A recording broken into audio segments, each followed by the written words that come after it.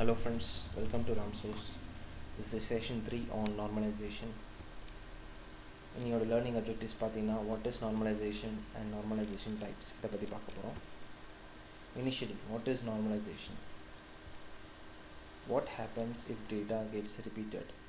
நீங்கள் டேட்டாபேஸில் data enter பண்ணிட்டு இருக்கீங்க. அந்த சமயத்தில் உங்கள் டேட்டாபேஸில் இருக்கிற டேட்டா வந்து ரிப்பீட் ஆகிட்டே இருந்துச்சுன்னா என்ன நடக்கும்?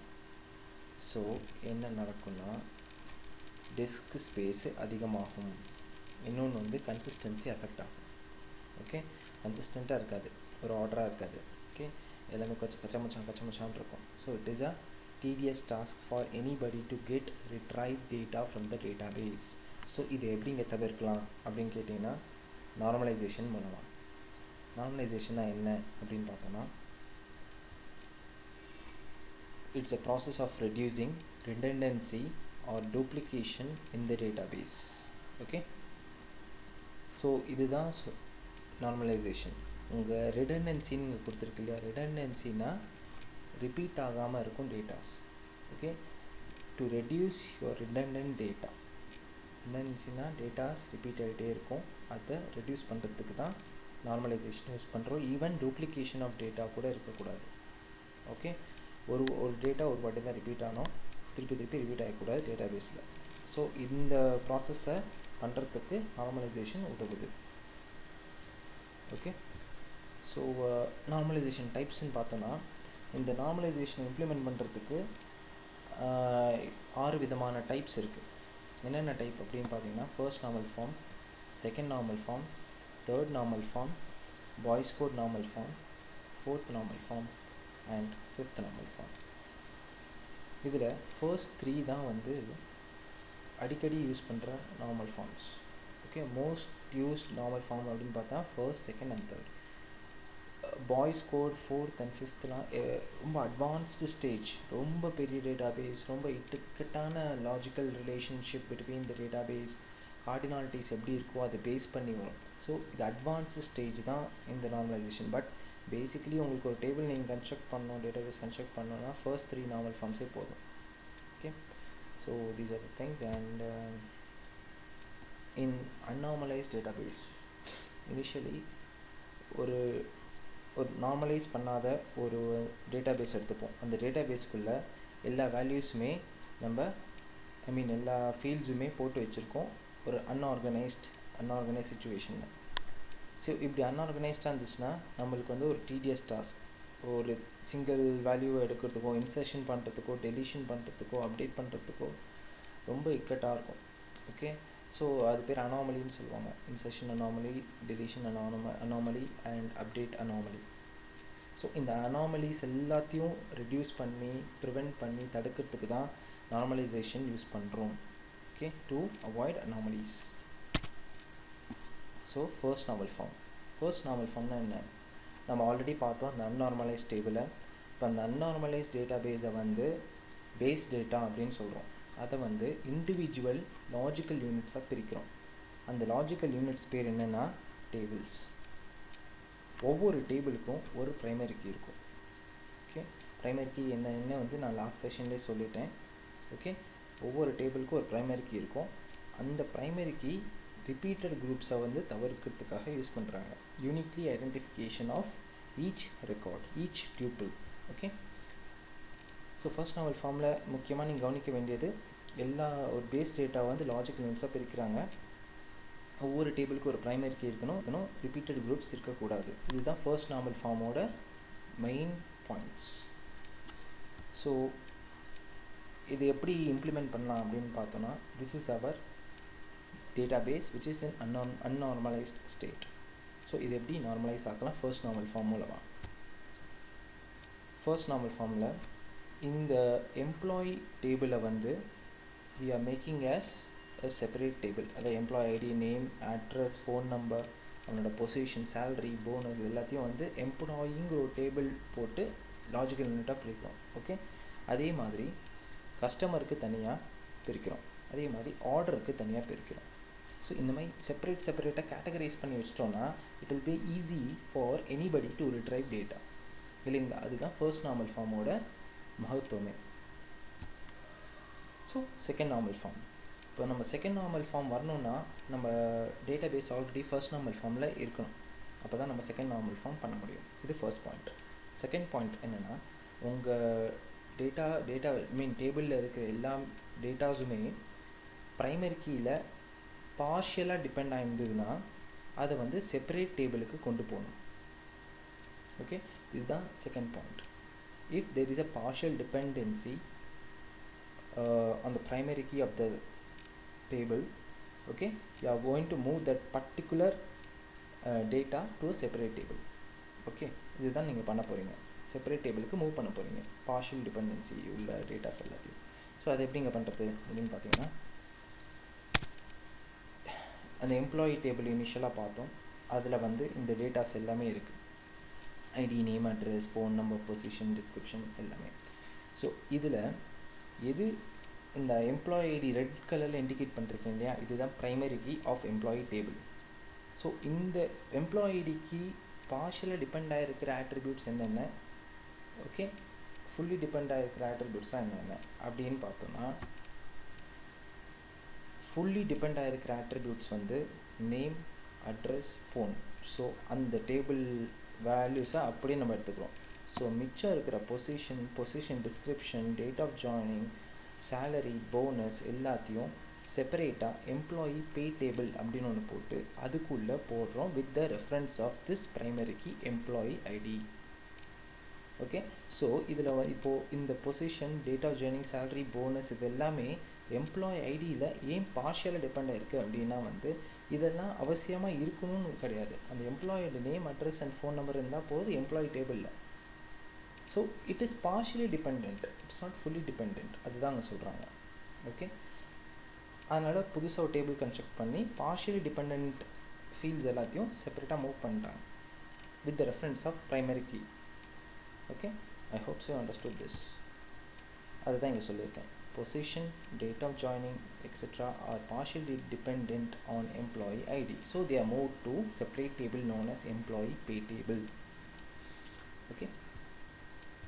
அதே மாதிரி கஸ்டமருக்கும் கஸ்டமர் டேபிளில் பார்த்தீங்கன்னா customer name, customer address, phone number இதுதான் முக்கியம். எது முக்கியம் இல்லை, ஆர்டர் குவான்டிட்டி, ஆர்டர் டேட் இதெல்லாம் வந்து ஆர்டர்ஸ் டேபிளுக்கு மூவ் பண்ணிடலாம்.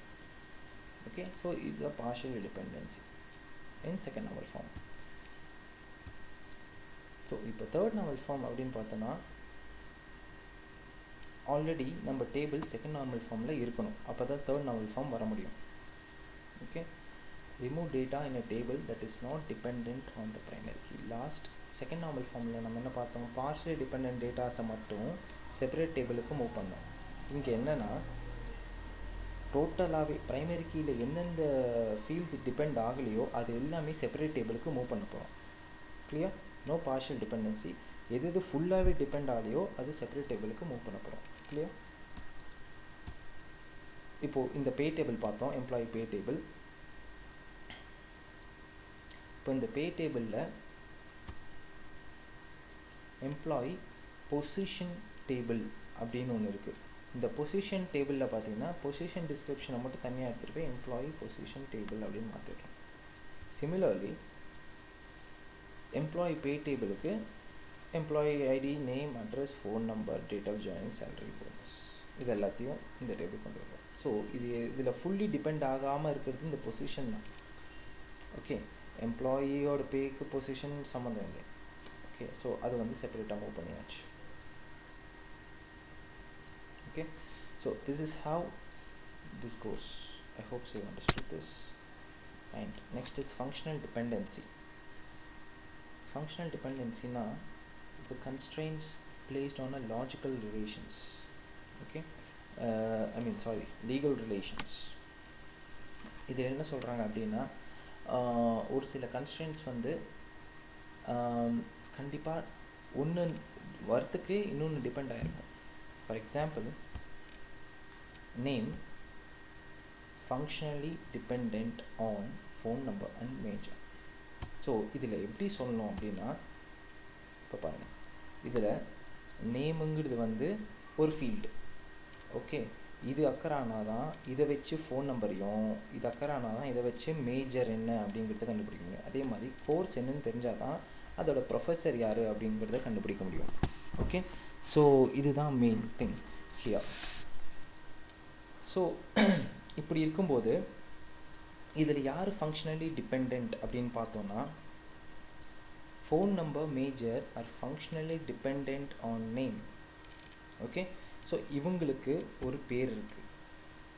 அது என்ன பேர்னா டிட்டர்மினன்ட் அப்படின்னு பேர். எந்த ஆட்ரிபியூட் மேலே எல்லா ஆட்ரிபியூட்ஸும் டிபெண்ட் ஆகிருக்கோ அந்த ஆட்ரிபியூட் பேர் டிட்டர்மினன்ட். ஓகே, இப்போ இதில் பாருங்கள், நேம் வச்சு ஃபோன் நம்பர் கண்டுபிடிச்சிடலாம், நேம் வச்சு மேஜர் கண்டுபிடிச்சிடலாம், கோர்ஸை வச்சு ப்ரொஃபஸர் கண்டுபிடிச்சிடலாம். பட் நேம் அண்ட் கோர்ஸ் இருந்தால் தான் அந்த ஸ்டூடெண்ட்டோட கிரேடை கண்டுபிடிக்க முடியும். Okay, I hope so understood. This is called functional dependency. இதை நோட்டேட் பண்ணுறதுக்கு ஆரோ யூஸ் பண்ணுவாங்க. ஓகே,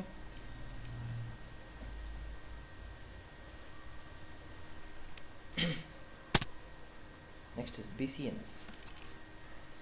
ஆல்ரெடி நம்ம தேர்ட் நார்மல் ஃபார்ம் பார்த்தோம். இந்த BCNF வர வைக்கிறதுக்கு நம்ம ஃபார்ம்ஸ் ஆல்ரெடி நம்ம டேபிள் ஆல்ரெடி தேர்ட் நார்மல் ஃபார்மில் இருக்கணும். அப்போ தான் BCNF பண்ண முடியும். இதில் BCNF என்ன சொல்கிறாங்க அப்படின்னு பார்த்தீங்கன்னா, எல்லா டேபிள்லேயும் ஒரு காம்போசிட் கீஸ் இருக்கிறதுக்கு சான்ஸ் இருக்குது. காம்போசிட் கீஸ்னால் காம்பினேஷன் ஆஃப் கீஸ், ஒன்றுக்கு மேற்பட்ட கீஸ். ஓகே, ஸோ அப்படி இருக்கும்போது இந்த டயக்ராமை பாருங்கள். டிபார்ட்மெண்ட் அண்ட் ப்ரொஃபஸர் ஐடி வச்சு லெக்சர் டைமை டிட்டர்மைன் பண்ண முடியும். ஓகே, எந்த ப்ரொஃபஸர் எந்த டிபார்ட்மெண்ட்டில் எவ்வளோ லெக்சர் கொடுக்குறாரு, எவ்வளோ நேரத்துக்கு லெக்சர் கொடுக்குறாருன்னு கண்டுபிடிக்க முடியும். So it is a composite key. Professor ID and department can determine lecture time. Okay, similarly professor ஐடியும் ஹெச்ஓடியும் சேர்ந்தால் கூட இந்த லெக்சர் டைம் என்னன்னு கண்டுபிடிக்க முடியும், எவ்வளோ பண்ண. ஓகே, அதே மாதிரி இன்டர்டிபெண்ட் ஒன்று இருக்குது. என்னென்னா டிபார்ட்மெண்ட் அண்ட் ஹெச்ஓடி. இப்போது ஒரு ப்ரொஃபஸர் வந்து ஹெச்ஓடியாகவும் இருக்கலாம். Okay, as well as he may be also a professor in the same department in which the HOD works. So there is some hidden relationship between HOD and department. So அந்த மாதிரி சுச்சுவேஷனில் நம்ம table இப்போ professor ID attributes வந்து professor ID, department, HOD, lecture time இப்படி இருக்குன்னு வச்சுக்கோங்க. So இந்த மாதிரி ஒரு சுச்சுவேஷன். ஸோ எந்த சுச்சுவேஷன் அப்படின்னா, non common attribute of one composite key. Non-common attribute. This is a common attribute. Professor ID in the scenario la common attribute. Non-common attribute department. Non-common attribute of one composite key. This below is one composite key is dependent on an attribute of other composite key which is HOD. It is interdependent. So in the my சமயத்துல you are splitting the tables. ப்ரொஃபஸருங்கிறதுக்கு professor ID, department and lecture டைமாக ஒரு டேபிளில் வச்சுக்கிட்டு அந்த interdependent ஆகிருக்கிற அந்த ஆட்ரிபியூட்ஸை மட்டும் ஓகே செப்பரேட் டேபிளுக்கு மூவ் பண்ணுறீங்க, which is known as department and HOD. Okay, so இப்படி பண்ணிட்டீங்கன்னா you can avoid this Boyce Codd normal. You can make your table into boys code normal form by avoiding this interfunctional dependency of composite keys, multiple composite keys which can overlap. இந்த இடத்துல overlap ஆயிருக்கு. Okay, next is multi value dependency. இப்போ for example பார்த்தீங்கன்னா ஒரு காலம்லேயே multiple rose இருக்கும். For example இப்போது employee name அப்படிங்கிறது ஒரு டேபிள். அந்த டேபிளில் 2 காலம்ஸ் ரெண்டு ரோஸ் இருக்குது. ராமன் 2 ரோஸ் இருக்குது. இப்போ இந்த 2 ரோஸையும் ஒரே காலம் தான், அந்த 2 ரோஸ் இருக்குது. இந்த 2 ரோஸ்க்கும் இந்த இடத்துல பார்த்தீங்கன்னா 2 டிஃப்ரெண்ட் வேல்யூஸ் இருக்குது. ஓகே, அதே டேபிளில் டிஃப்ரெண்ட் வேல்யூஸ் இருக்குது இன் செப்பரேட் காலம். ஸோ இப்படி வரும்போது Raman knows Hindi, Raman knows English, இந்த இடத்துல ரெண்டன்சி ஆகுது. எங்கே ஆகுது? எம்ப்ளாயி நேம்ங்கிற காலமில் 2 வாட்டி ராமன் ரிப்பீட் ஆகிருக்கு. So we can avoid this is known as multi value dependency. ஏன் ஒரு வாட்டி சொன்னால் போதுமே, ராமனுக்கு ஹிந்தி அண்ட் இங்கிலீஷ் ரெண்டுமே தெரியும் அப்படின்னு சொல்கிறதுக்கு பதிலாக ராமனுக்கு ஹிந்தியும் தெரியும், ராமனுக்கு இங்கிலீஷும் தெரியும்னு சொல்கிறது வந்து சுத்துற வேலை. ஸோ அந்த சுத்துற வேலையை கம்மி பண்ணுறது தான் இந்த மல்டி வேல்யூ டிபெண்டன்சி.